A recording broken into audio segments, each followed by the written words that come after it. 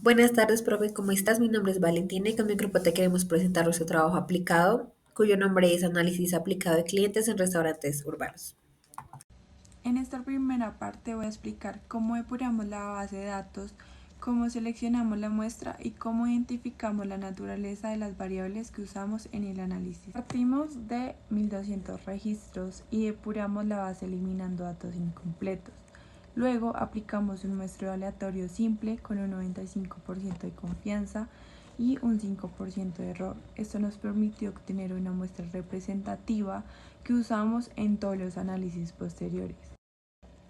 Identificamos variables cualitativas como el sexo o la zona, variables discretas como las visitas por semana y variables continuas como ingresos, edad o precio de almuerzo. Esta clasificación nos permitió escoger las técnicas y gráficos adecuados para cada parte del análisis.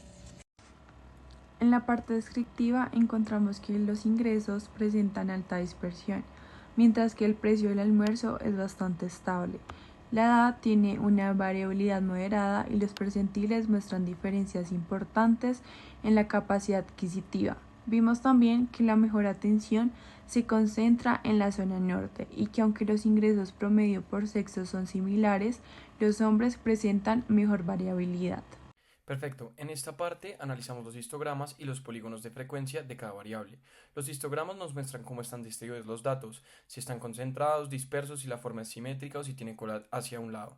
Los polígonos, que son las líneas que acompañan las barras, nos permiten comparar la forma entre diferentes variables y ver tendencias más claras. En general, aquí podemos identificar cuáles variables tienen comportamientos regulares y cuáles están más cargadas hacia valores altos o bajos.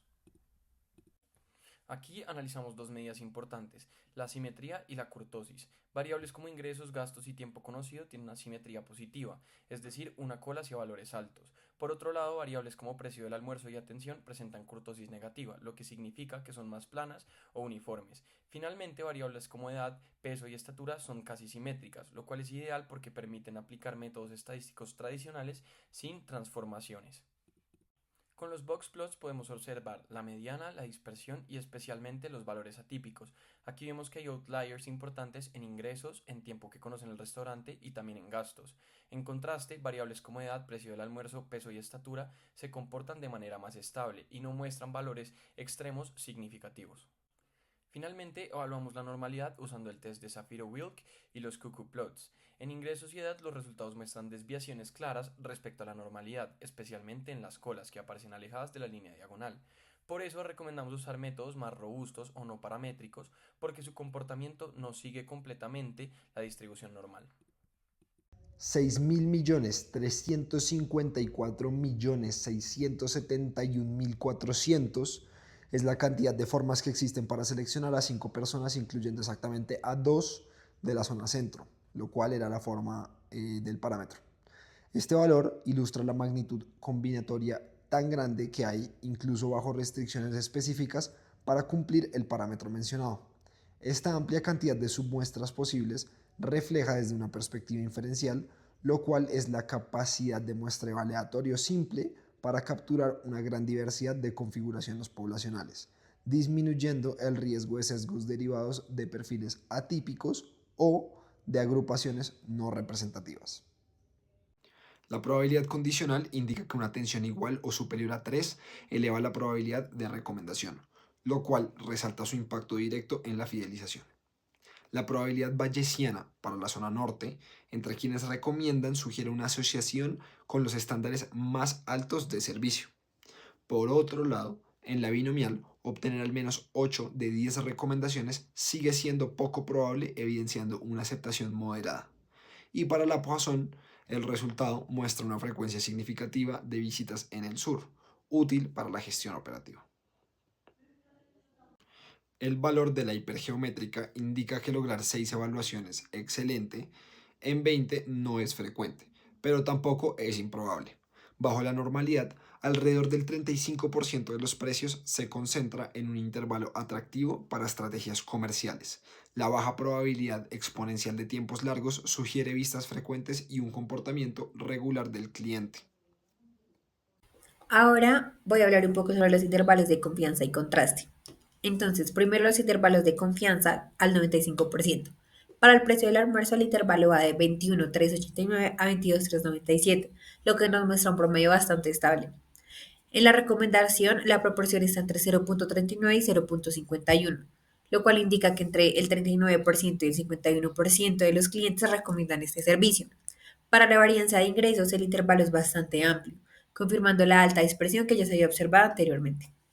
Por otro lado, en cuanto a las pruebas de contraste, la prueba T para comparar el precio con los 22.000 pesos muestra un valor P de 0,67, así que no existe una diferencia significativa en realidad. Y además la prueba chi cuadrado sí muestra una asociación significativa entre la zona de la ciudad y la percepción de la atención con un p-valor de 0,0195. Y finalmente en la bondad de ajuste el test Kolmogorov no resultó significativo, pero el Shapiro sí, lo cual esto nos indica desviaciones respecto a la normalidad, probablemente influenciada por el tamaño de la muestra. En este análisis evaluamos cómo variables como la edad, los ingresos y las visitas influyen sobre el precio.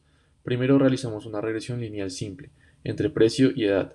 Los resultados fueron claros, la relación no es significativa, la edad prácticamente no explica cambios en el precio. Luego pasamos a un modelo de regresión múltiple.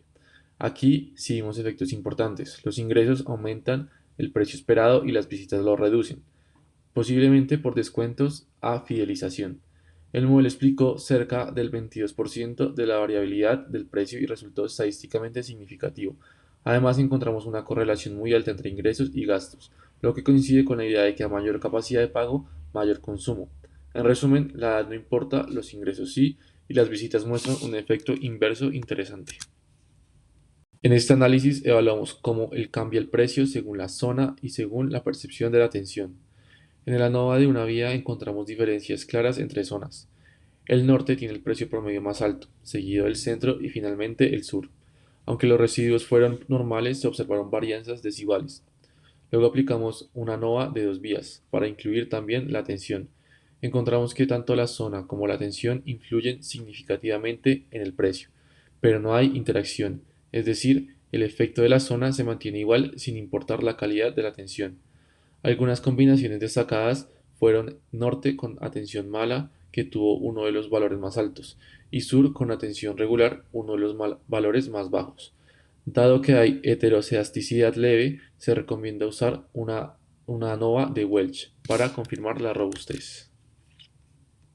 Ahora, para finalizar, voy a hablar sobre las conclusiones. Entonces, primero se destaca que el trabajo permitió integrar desde la depuración de datos hasta la interpretación de modelos estadísticos. Encontramos diferencias claras en el precio de los almuerzos entre zonas. El norte presenta precios más altos, seguido del centro y luego al sur. Esto es útil para plantear estrategias de precios y menús. También se observó que la percepción de atención cambia, también depende de la zona. Entonces, en el norte predominan calificaciones de excelente, mientras que en el sur hay más como de mala y regular. Esto sugiere la necesidad de mejorar servicios solo en zonas específicas. Además, los análisis mostraron una alta variedad en ingresos y gastos, con asimetría y presencia de datos atípicos. La edad realmente no fue significativa en esto, pero sí lo fueron como los ingresos, la frecuencia de visitas y que se relacionan con un mayor gasto. También hubo una relación muy alta entre los ingresos y gastos coherentes con la capacidad de pago. Y ya pues finalmente las pruebas de hipótesis y el ANOVA confirmaron que la zona es el factor dominante entre la variación del precio y que la atención también influye, pero sin interacción entre los demás factores. Entonces, en general, los resultados permiten tomar decisiones fundamentadas en evidencia, estadística, especialmente en contextos administrativos, de marketing y en logística.